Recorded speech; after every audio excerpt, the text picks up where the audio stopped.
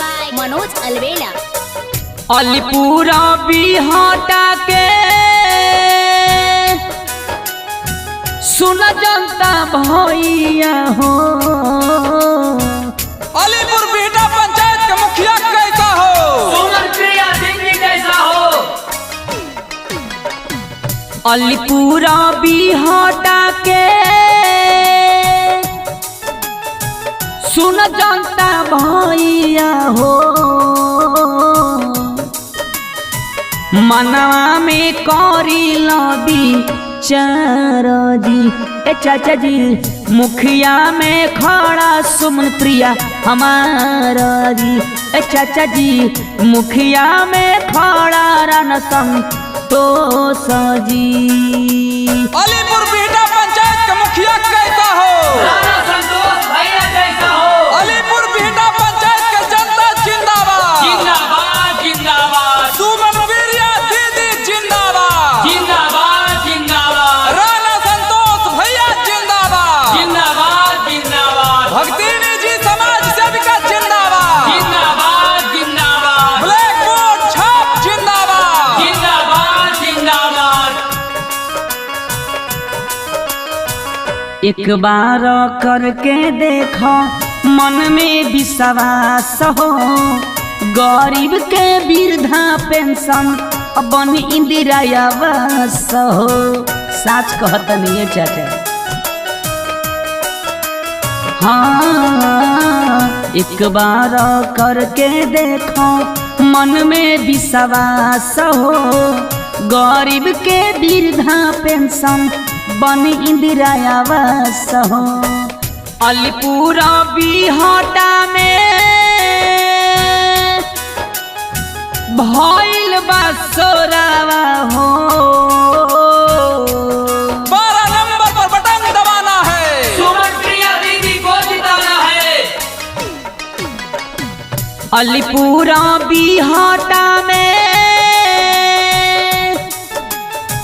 भइल बा सोरावा हो।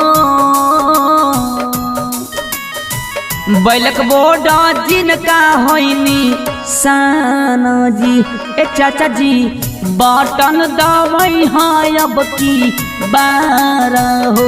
ए भैया हो, इनके जीतई हाँ अब की बार हो। 12 नंबर पर बटन दबाना है। राणा संतोष भैया को जिताना है। अलीपुर बिहाटा पंचायत का मुखिया कैसा हो? सुमन प्रिया दीदी कैसा हो? अलीपुर बिहाटा पंचायत का मुखिया कैसा हो? राणा संतोष भैया कैसा हो?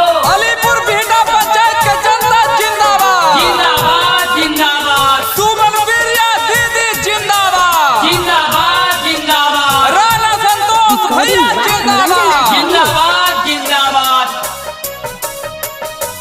एपीएल से बीपीएल कार्ड बनबई हैं। छूटल बढ़ल नममा सुमन प्रिया जी जोड़बई हैं। तबे विश्वास करी ए भैया। 12 नंबर पर बटन दबाना है। सुमन प्रिया दीदी को जिताना है। एपीएल से बीपीएल कार्ड बनबई हैं। छूटल बढ़ल नममा राना संतोष जी जोड़बई हैं। क्रम संख्या 12 में इनका बैलक बोर्ड निशाना जी। ब्लैक बोर्ड छाप जिंदाबाद जिंदाबाद जिंदाबाद क्रम संख्या 12 में इनका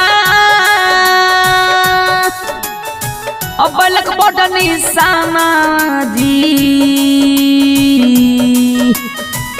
बटन दबाई हाँ अब की बार जी ए चाचा जी, मुखिया बना दब की बार जी। ए भैया हो, सुमन प्रिया करेली गुहार जी। 12 नंबर पर बटन दबाना है। सुमन प्रिया दीदी को जिताना है। 12 नंबर पर बटन दबाना है। राणा संतोष भैया को जिताना है। अलीपुर बिहाटा पंचायत का मुखिया कैसा हो? सुमन प्रिया दीदी कैसा हो? अलीपुर बिहाटा पंचायत का मुखिया कैसा हो? राणा संतोष भैया कैसा हो?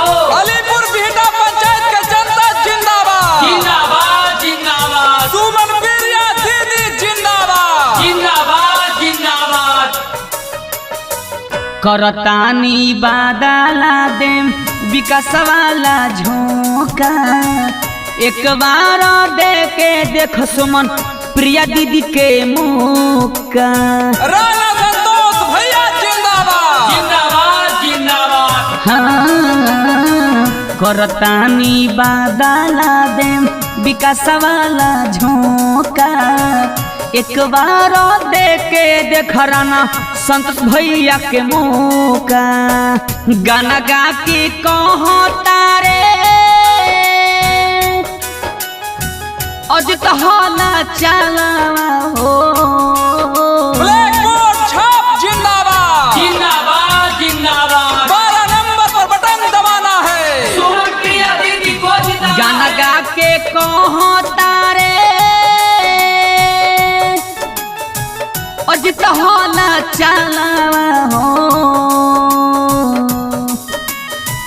मनवा में कौरी लोबी चार जी ए चाचा जी मुखिया में खड़ा सुमन प्रिया हमारा जी ए भैया हो इनके जीत अब की बार जी। Recording by Manoranjan Raj Studio.